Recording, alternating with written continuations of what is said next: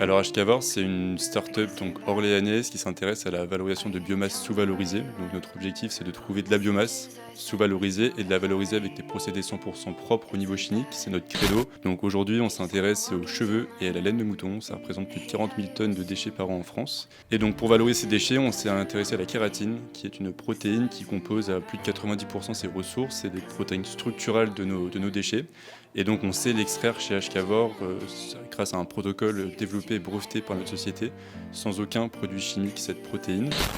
Et donc l'objectif, ça va être de venir vendre notre kératine extraite en B2B aux fabricants de produits finis de nos marchés cibles, qui sont la cosmétique ou le marché agricole par exemple.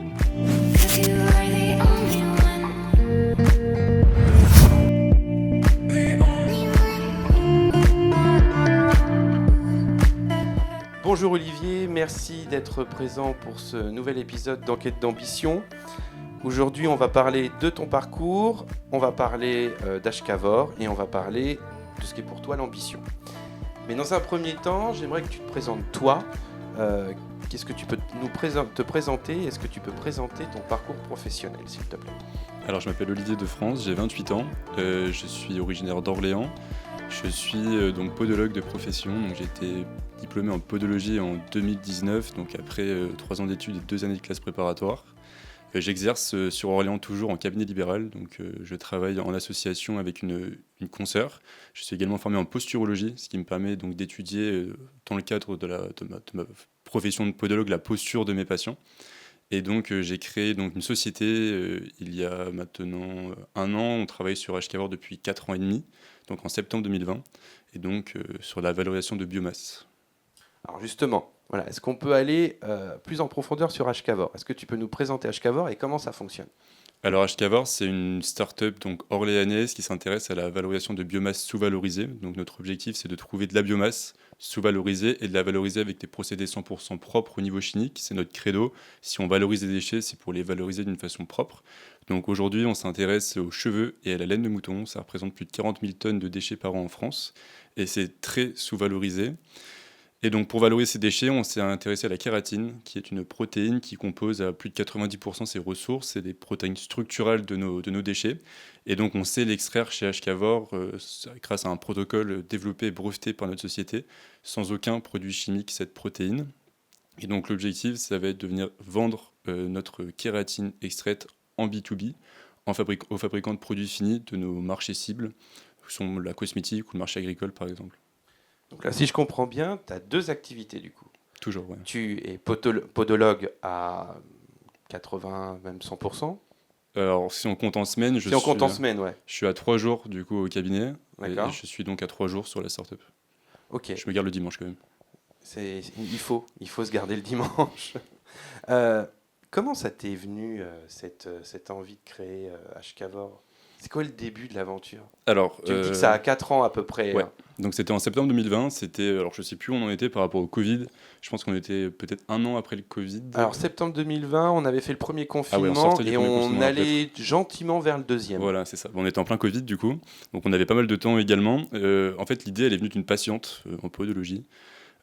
Qui m'a parlé de ces déchets de soins. Quand elle se coupait les ongles chez elle, c'est son chat qui venait bouffer les ongles de pied qui a coupé. Donc si je fais une petite coupure, le biomasse, du coup, c'est des déchets naturels en fait, c'est ça, si Exactement. on devait Exactement. vulgariser. Exactement. C'est des coproduits liés à la tonte des moutons, par exemple, à la coupe des cheveux. Donc effectivement, c'est des déchets bio, quoi, la biomasse. Et donc voilà, cette patiente m'a parlé de ces chats qui venaient manger dans sa baignoire ses ongles de pied. Donc ça m'a beaucoup surpris, déjà, comme tout le monde. Et c'est là que je me suis dit, purée, on pourrait peut-être en faire quelque chose finalement. Donc je me suis intéressé à la valorisation des ongles et de la corne de pied, donc les déchets de soins en podologie. Donc toi, la première chose que tu penses quand ta patiente te dit c'est ça, non mais c'est génial. En fait, le premier réflexe a été de peser en fait, sur une journée ce qu'on pouvait récolter. Donc en fonction du nombre de soins, du nombre de podologues en France, on arrivait à une masse qui était quelques dizaines de tonnes. Donc on a vu qu'il y avait de la ressource. Donc c'est là qu'on a commencé à s'intéresser à cette source de déchets. On voulait faire de notre profession la première profession paramédicale à valoriser 100% de nos déchets de soins. Donc on a été soutenu par l'Ordre national de la podologie, notamment dans cette démarche. Aujourd'hui, on a mis ces déchets-là de côté, même si c'est la base du projet, c'est un volume qui est très petit. Et il faut organiser un réseau de collecte dans tous les cabinets de podologie de France, donc ce qui prend beaucoup de temps. C'est chronophage. Exactement.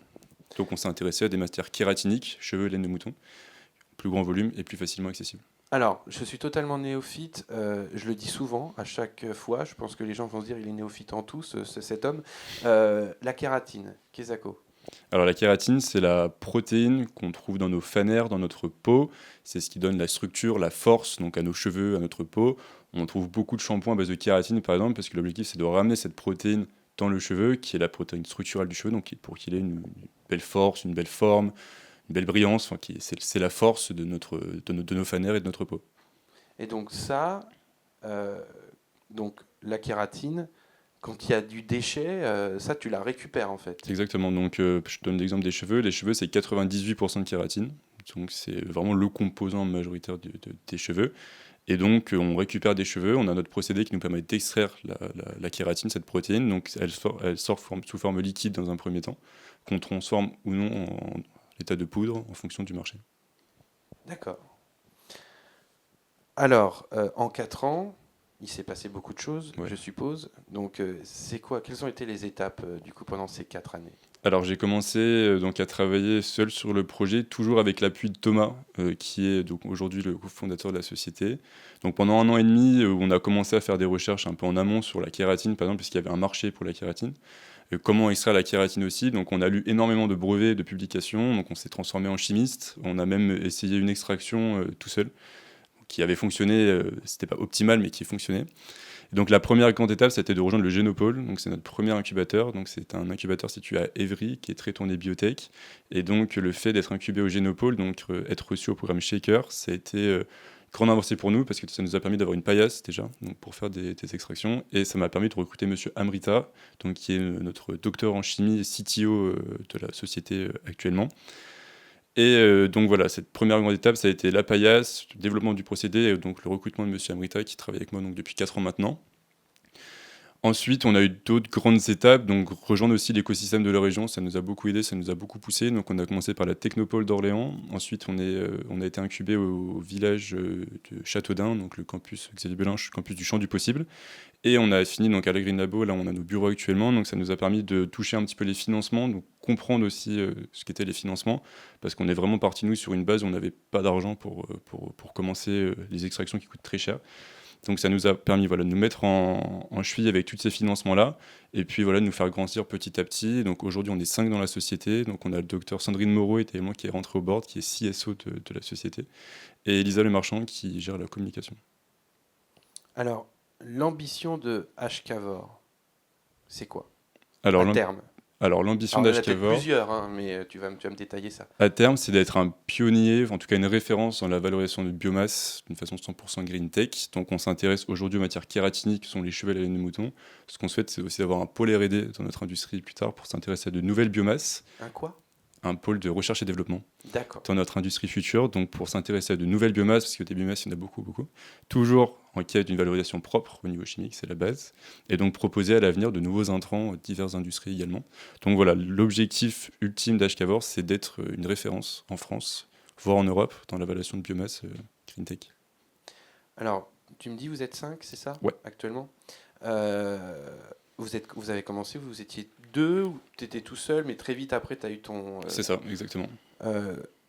Comment a évolué du coup la société? Tu m'expliquais du coup toutes les personnes qui sont venues, mais elles sont arrivées récemment ou du coup ça a été dilué dans le temps? Alors Thomas, il est là depuis le début. Il était un petit peu en retrait au début, vraiment. C'était le vrai bras droit. Là. Il m'aidait quand j'avais besoin. Là, il est officiellement vraiment à fond, à 100% dans HCavor depuis 2 ans. Donc voilà, j'ai commencé grosso modo 1 an et demi, 2 ans tout seul. Monsieur Amrita est arrivé au bout d'1 an et demi également. Le docteur Moreau, c'est une histoire de vie, on va dire. Elle était patiente au cabinet, donc c'était ma patiente de base. Et donc je lui parlais du projet à chaque rendez-vous qu'on avait ensemble. On avait la chance de se voir assez régulièrement. Et elle a fini par rentrer dans la société comme ça, à force que je lui en parle au cabinet. Donc c'est voilà, une patiente à la base qui est aujourd'hui mon associée. Et puis Elisa, c'est un profil un petit peu différent. Elisa, on se connaît depuis très très très longtemps. C'est une amie d'enfance. Et donc voilà, pareil, elle a toujours suivi le projet. Et au moment où je cherchais quelqu'un pour gérer la communication, donc ça fait à peu près 1 an et demi qu'elle est là maintenant, elle est rentrée au board avec moi également. Je vais transgresser un petit peu, mais ton quotidien, c'est, tu disais 3 jours à ton cabinet, 3 jours à HCavor. Ça, c'est intense. C'est assez intense, ouais. Il faut être motivé, il faut avoir de l'ambition, et il faut être motivé et avoir foi en ce qu'on fait. Moi, c'est vrai que je suis passionné depuis la première heure en septembre 2020 sur la valorisation de ces biomasses. Je ne peux pas t'expliquer comment, j'ai pas forcément d'attrait particulier, j'ai pas un passif particulier avec de la valorisation de biomasse, ni dans ma famille ou quoi. Mais voilà, c'est qu'un sujet qui me passionne. C'est aussi avoir l'ambition, je pense qu'on va en parler après, mais avoir l'ambition d'avoir une idée et de l'emmener jusqu'au bout. Donc tout ça me permet d'avoir assez de motivation pour gérer les deux. Bon, certaines semaines sont plus compliquées que d'autres, on est d'accord, mais voilà, toujours garder le cap et puis rester motivé. Alors, quelles sont les valeurs et les engagements d'Ashkavor dans le processus d'extraction de la kératine? Alors, on a même des valeurs en amont du processus d'extraction, notamment sur la laine de mouton. La laine de mouton, c'est ultra sous-valorisé aujourd'hui, donc les éleveurs au vent ont beaucoup de difficultés à s'en débarrasser. Il faut savoir qu'il y a encore une dizaine d'années, ça se vendait à un prix assez haut au kilo, donc les éleveurs pouvaient faire une plus-value sur la vente de leur laine. Aujourd'hui, c'est plus le cas du tout. Donc nous, notre objectif, c'est déjà de remonter ce prix d'achat, comme c'était le cas il y a une dizaine d'années, pour que les éleveurs fassent de nouveau une plus-value sur la vente de leur laine. Donc on a déjà des valeurs ici très importantes. Il faut du gagnant-gagnant entre notre source et nous. Ensuite, par rapport au procédé d'extraction lui-même, c'est le fait qu'il n'y ait pas de produits chimiques du tout à l'intérieur. Donc c'est notre grande démarcation par rapport à ce qui se fait actuellement. On valorise des biomasses en un produit, une kératine à haute valeur ajoutée, sans impact environnemental. Donc c'est vraiment notre credo, pas de pollution, quoi. Alors, tu me disais la laine au niveau des agriculteurs. Euh, Où tu trouves réellement, quels sont tous les champs des possibles pour trouver cette laine, ces cheveux, où tu vas du coup reprendre la kératine? Alors les cheveux, on travaille avec une association qui s'appelle Coiffeurs Juste, donc qui a développé, c'était le premier réseau de collecte de cheveux en France, donc depuis plusieurs années maintenant. Ils récoltent les cheveux auprès des coiffeurs de toute la France. Donc là, tu as une manne qui est assez importante, Ouais, et je puis il faut suppose. savoir que les coiffeurs français jouent bien le jeu, donc ce qui est très bien d'ailleurs. Ils jouent très bien le jeu, donc on a de la ressource en termes de cheveux, donc avec cette association. Et donc pour la laine, on aimerait donc créer un réseau de collecte, donc d'abord régional puis national de récolte de laine. En fait, ce qui serait bien, c'est que nos éleveurs puissent mettre en commun leur laine sur un seul point clé pour nous, qu'on puisse aller la chercher et éviter d'avoir un trajet Oui. entre tous les élevages qui serait un petit peu plus compliqué. Et donc, comme je te le disais, il y a un rapport ministériel qui est sorti en mai dernier qui montre que 4% de la laine française est aujourd'hui valorisée. Donc, il y a 96% de la laine à aller chercher. Donc, on a aussi un gros visier de matières premières à ce niveau-là. Donc tout est possible encore par rapport à ça, il faut juste que les leviers se déverrouillent. Exactement, complètement. L'impact écologique et économique de Ashkavor, est-ce que tu peux nous en parler un petit peu? Alors, l'impact écologique, c'est toujours à peu près la même chose, hein, finalement. C'est la valorisation de biomasse sans produits chimiques. Voilà, donc on valorise des déchets qui sont aujourd'hui souvent incinérés, malgré le fait que ce soit interdit, parce qu'on ne sait pas quoi en faire. Ça rejette énormément de CO2. On estime que 40 tonnes de cheveux et de laine, ça rejette environ 120 000 tonnes de CO2 par an dans l'atmosphère. C'est impressionnant. Donc déjà, par rapport à ça, on évite ce rejet. Encore une fois, pas de produits chimiques, donc pas de rejet nocif pour l'environnement. Et au niveau économique, c'est sur plein de maillons. Donc encore une fois, le premier maillon, celui des Avec éleveurs, les voilà, éleveurs, donc voilà. leur permettre eux aussi de réaliser une plus-value sur la vente de leurs coproduits, donc ce qui est très important. Et ensuite, on crée de la valeur. Mais ce qui est intéressant, c'est qu'on crée de la valeur, donc pas l'extraction de la kératine. Encore une fois, on valorise un déchet en un produit à haute valeur ajoutée, donc création de valeur, mais on crée de la valeur d'une manière intelligente, ce qui rejoint du coup l'environnemental et l'écologique. Donc on crée à la fois de la valeur et à la fois de la valeur écologique, si on peut appeler ça comme ça. On fait quoi de la kératine une fois extraite, du coup, tout le processus? Alors ça c'est très important, effectivement, parce qu'on met aujourd'hui notre premier produit sur le marché. Donc notre premier produit, c'est un hydrolysat de kératine animale, donc ça vient de la laine de mouton. Donc notre objectif, c'est de créer des économies circulaires, on récupère la laine, et donc notre objectif, c'était de créer un produit qui est retourné à l'agriculture. D'accord. Et donc HK Steam, Un cercle vertueux. exactement, donc une économie circulaire vertueuse, durable également. Donc HK Steam, c'est un bio-intrant extrait de la laine de mouton qui est destiné aux fabricants de produits agricoles, donc notamment les engrais organiques ou les biostimulants. Donc ça représente entre 1 et 3% de la composition finale du produit. On est vraiment ingrédient, pas fabricant de produits finis. Et donc ça permet d'apporter au végétal des acides aminés, des peptides, surtout on travaille beaucoup sur les peptides, des minéraux. On a des tests d'efficacité en conditions de stress nutritif, en conditions de stress hydrique également qui prouvent l'efficacité de notre intrant. Et donc là notre objectif c'est de vendre notre intrant HK Steam aux fabricants de produits agricoles majoritairement français, donc on est en discussion actuellement. Donc voilà notre premier marché, en tout cas, ce qu'on peut faire de la kératine animale. Et donc le deuxième marché qu'on va aller chercher pour notre kératine capillaire, extraite des cheveux, donc à savoir qu'on va être les premiers à le faire chez l'industriel. Donc ça va être d'aller chercher le marché de la cosmétique. Donc l'objectif, encore une fois, c'est de faire une boucle d'économie circulaire autour du cheveu. Donc extraire la kératine du cheveu pour en remettre dans les shampoings, par exemple, pour réappliquer ensuite sur le cheveu. Voilà. Donc là, Encore une fois, l'idée c'est de revenir à la exactement, base. toujours. Donc là, on a encore besoin d'un petit peu de R&D là-dessus, mais on avance bien sur notre procédé. Donc on devrait avoir des échantillons disponibles pour le marché de la cosmétique à partir du premier trimestre 2025. Alors tu disais que tu étais en discussion aussi, donc je pense que tu es en discussion avec des entreprises privées et même des organismes publics. Tu peux nous en parler un petit peu plus Là, je préfère squeezer pour le moment. Dans quelques semaines, j'espère. Mais en tout cas, il y a des ouvertures Exactement. prometteuses. On a un produit qui intéresse et on a surtout une histoire qui intéresse. Quoi qu'il arrive, pour vendre notre produit, on a beau avoir la plus belle histoire du monde, il faut que le produit soit efficace. C'est ce que les agriculteurs recherchent. Les agriculteurs cherchent des produits efficaces et on montre dans nos tests d'efficacité qu'on a un produit efficace. Donc l'industriel qui viendra avec nous dans quelques semaines misera à la fois sur une belle histoire, sur une start-up innovante, mais aussi sur un produit qui fonctionne. Alors, je t'ai vu il y a quelques mois, on s'est vu à la nuit des startups de Cédric XIV. Je pense que c'est un exercice que tu es assez habitué à faire, donc des levées de fonds. C'est quoi ton quotidien en dehors de la podologie et d'être avec tes équipes à Ashkavor? Qu'est-ce que je fais le dimanche, quoi, c'est ça. Ouais. Je dors, je fais ce que j'ai pas le temps de faire la semaine. Donc la compta, par exemple, que je fais un peu le dimanche. Et j'essaie de faire un peu de sport aussi pour me vider la tête. Donc c'est très léger, mais c'est aller courir simplement pour me libérer un peu l'esprit et attaquer la Puis ça semaine. permet aussi de restructurer les idées. Complètement. Ça, j'arrive bien frais. Bon, bien frais. J'arrive frais le lundi matin et on peut repartir sur une semaine à fond. Alors, on va parler maintenant de la partie ambition. Pour toi, si tu as une définition à me donner de l'ambition, ça serait quoi? Pour moi, l'ambition, elle doit être présente au quotidien. C'est le moteur, pour moi, je pense en tout cas de l'homme, quel que soit le projet finalement. Ça peut être un tout petit projet ou un très très grand projet. Il faut avoir de l'ambition parce que c'est ce qui te pousse à bosser pour ce projet-là. Donc l'ambition pour moi, c'est d'avoir une idée et de travailler et d'arriver au bout de cette idée. Et je pense que c'est d'arriver à un stade où on peut parler un peu de gratitude, par exemple, où on se sent, nous, extrêmement fort par rapport à tout ce qu'on a pu faire et on a la chance de pouvoir aussi remercier tous ceux qui nous accompagnent au quotidien. Donc c'est d'avoir une idée, de travailler pour emmener cette idée le plus haut possible, toujours avec beaucoup de motivation, et d'arriver à un stade, voilà, d'une forme de gratitude, j'ai envie de dire, où l'ambition arrive à son paroxysme, on a terminé ce qu'on avait à faire, quoi. Est-ce que pour toi, l'ambition peut être aussi bien personnelle que professionnelle? Ah oui, complètement, ouais. On peut avoir par exemple des ambitions dans le sport tout en ayant des ambitions professionnelles en création de start-up ou levée de fonds, peu importe, quoi. Et alors, est-ce que ton ambition, elle a évolué au fil du temps? Parce que là, c'est arrivé il y a 4 ans.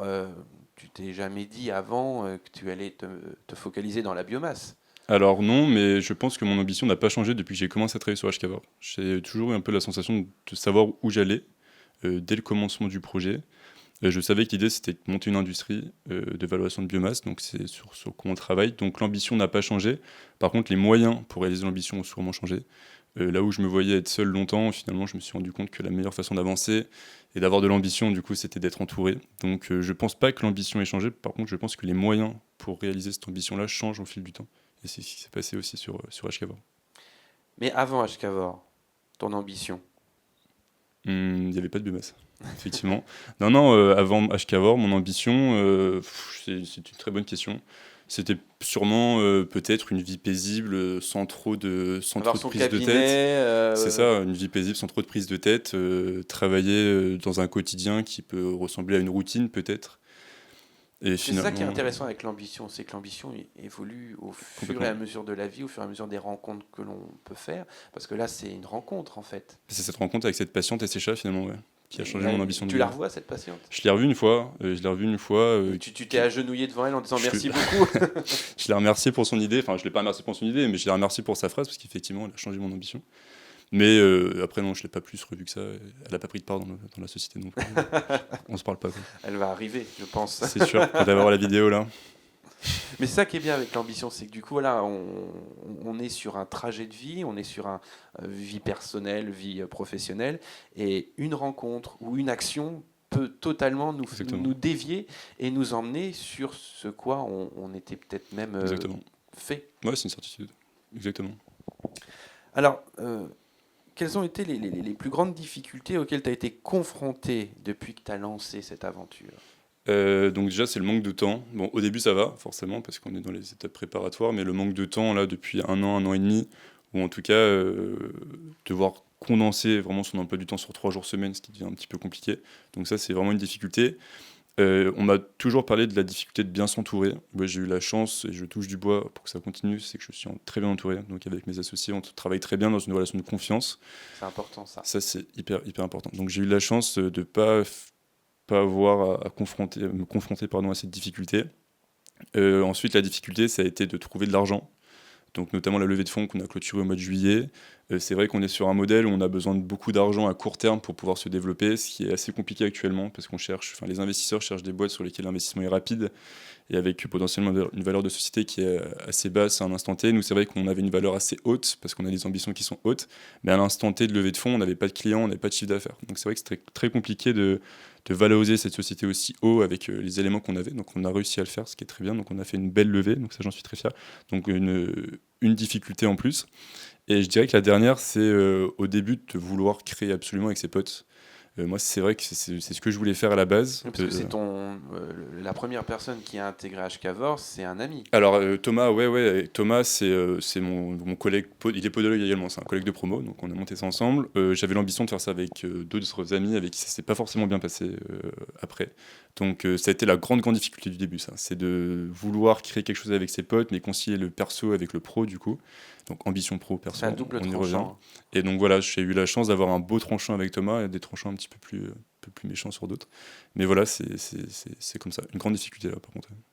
Parce que oui, effectivement, quand on travaille avec, quand on souhaite travailler avec des amis, on peut se rendre compte qu'on est très bien fait pour être dans le cadre amical, mais dans le cadre professionnel, ça marche pas du tout. En fait, il faut trouver l'ami qui partage les mêmes ambitions que toi et puis qui se met au service de quelqu'un ou d'une société. Donc avoir les mêmes valeurs, j'ai envie de dire, et voilà, les mêmes objectifs. Donc c'est de pousser la boîte le plus haut et de pas forcément s'enrichir de manière personnelle. Donc voilà, il faut trouver ces personnes-là. Donc j'ai eu la chance de le trouver avec Thomas. Et à l'inverse, des personnes qu'on ne connaît pas plus que ça, qu'on ne connaît pas du tout, qui viennent dans l'entreprise, peuvent devenir des amis selon toi? Ouais, complètement. Ouais, complètement. En tout cas, des personnes proches, c'est une question de confiance pour moi. Si tu peux travailler en confiance avec quelqu'un, ça peut être aussi quelqu'un en qui tu peux avoir confiance dans la vie perso. En tout cas, moi, c'est ce que je ressens avec mes associés. C'est des personnes avec qui je pourrais me confier sur mon perso sans trop de difficultés, même en travaillant avec eux au quotidien dans le pro. Dans 10 ans, tu te vois comment? Dans 10 ans, je me vois donc toujours à la tête d'Ashkavor. Donc on n'a pas d'idée de vente. Nous, on veut vraiment valoriser la boîte, effectivement, mais la valoriser pour lui donner sa valeur, mais pas pour la revendre, vraiment de la pousser le plus haut possible. Donc encore une fois, voilà, devenir référence en valorisation de biomasse. Donc dans 10 ans, je me vois donc à la tête d'une industrie de valorisation de biomasse avec ce labo de recherche et développement qui fait de la recherche sur la valorisation de biomasse également. Donc voilà, une belle industrie, un beau labo de R&D avec tout le monde qui travaille autour de moi. Dans 20 ans? Dans 20 ans, la même chose, mais en double. Donc peut-être, je sais pas moi, une usine. T'as d'autres projets Euh, qui sont reliés à HKVOR, mais qui sont prévus sur une timeline? Est-ce que tu as sûrement une timeline dans ton Ouais. esprit, peut-être même que tu l'as gratté sur papier, où tu sais à peu près quelles sont les grandes actions que tu comptes faire si tout se passe bien? Est-ce que du coup, tu as d'autres projets qui sont des petits HKVOR, enfin qui sont reliés à HKVOR? Non, actuellement non. On a des projets de valorisation de biomasse, encore une fois, donc on s'intéresse déjà potentiellement à une nouvelle biomasse qu'on pourrait valoriser. Mais non, HKVOR m'occupe beaucoup d'énergie mentale, donc pas d'autres projets à part HKVOR pour le moment. Mais toujours podologue, non? Non, j'arrête le 31 décembre du coup. D'accord. Voilà, donc Oui, au bout d'un moment, c'était plus possible. là, gérer les deux devient compliqué, ouais. Devient compliqué. Moi, j'aime bien poser l'une des dernières questions. Quand tu as en face de toi, quand tu discutes avec les levées de fonds, moi je l'ai filmé, il y a beaucoup d'entrepreneurs comme toi. Quand tu parles avec d'autres entrepreneurs et que tu tombes sur une personne où son entreprise ne fonctionne pas spécialement bien et qu'elle pense, ou même qu'elle va fermer son entreprise, qu'est-ce que tu peux leur dire comme conseil? Ça, c'est compliqué, ça dépend de vachement de choses, ça dépend de la cause, des difficultés d'entreprise. En fait, une personne qui ferme son entreprise, terminée, ça n'a pas fonctionné, ça a duré 2-3 ans. C'est de rebondir finalement, c'est de se servir de son expérience, de comprendre ce qui s'est mal passé pour rebondir sur un nouveau projet et de faire en sorte de ne pas reproduire ses erreurs. Bon, c'est un peu bateau ce que je dis, mais c'est ça, c'est de rebondir, quoi, tout simplement, rebondir. Pour toi, les échecs sont constructifs? Oui, bien sûr. Parce qu'on a certaines personnes qui nous disent que c'est pas que les échecs sont pas constructifs, mais qui ne sont pas dans cette même vision des choses. Non. Pour moi, il y a peut-être une histoire un peu de destin aussi. Bon, si tu veux connaître mon histoire, là-bas, je voulais être kiné. Donc j'avais fait prépa pour être kiné. J'ai fini podo sans connaître du tout la podo. Je me suis un peu retrouvé là par hasard. Et là, je me retrouve à valoriser les déchets soins des podologues quelques années plus tard et donc faire une start-up sur l'évaluation de la kératine. Enfin voilà. C'est les astres. Je sais pas, mais pour moi il y a une petite part de destin. Ouais, donc pour moi, si un projet n'arrive pas au bout, c'est qu'il y en a un plus beau qui va arriver derrière, et ça servira d'expérience pour le mener à bien. Donc faut jamais lâcher. HKVOR, donc HKVOR. Ouais. Qu'est-ce que ça veut dire? C'est ça. Du coup, HK, donc à la base du projet, c'était de récolter donc les ongles et la corne de pied. Donc, je voulais que les podos se sentent concernés par le projet, parce que si j'avais pas ces déchets-là, j'avais pas de projet. Donc, HK, c'est le diminutif de hyperkératose, qui veut dire corne de pied en scientifique. Donc, c'est vrai que HK, c'est un diminutif qu'on utilise beaucoup. Donc, il fallait qu'il y ait HK absolument. Et honnêtement, le VOR, il est sorti autour d'une table avec des potes. Donc, c'est resté HK VOR. Et puis, donc, on est retombé sur nos pattes en disant High Keratin Valorized from Organic Recycling. Oui. Voilà, on est retombé. Vous êtes bien retombé sur vos pile pattes. poil, impeccable. On vous trouve sur quelle plateforme sur le net? Alors, on a notre site internet, hkvor.com tout simplement, et aujourd'hui sur LinkedIn. Là, on lance une newsletter également, donc on pourra envoyer tous les contacts possibles, imaginables. Donc, voilà, pour le moment, on est là, site internet, LinkedIn, newsletter, et potentiellement, dans les mois à venir, un Instagram ou un Facebook, même si on est vraiment B2B, on n'est pas vraiment B2C. Donc, c'est plus intéressant LinkedIn quand même. Là, en 2024, en octobre 2024, oui, c'est plus intéressant d'avoir LinkedIn et un site internet. Et bien en tout cas, merci beaucoup Olivier. Merci à vous. 'Cause you are the only one.